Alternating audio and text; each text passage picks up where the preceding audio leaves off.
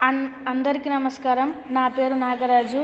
నేను ఇప్పుడు అతి సర్వత్ర వర్జయేత్ అనే దానికి సంబంధించి వడ్చర్ల సత్యం కవి రచించిన నీతిమణి పూసాలు ఆలపిస్తున్నాను.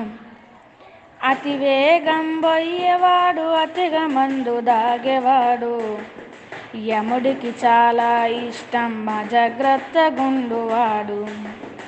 అతి కోపావేశములు అతిగా చేయు దోషములు, నీ ఆయువు తగ్గించును అతివేగపు కార్యములు.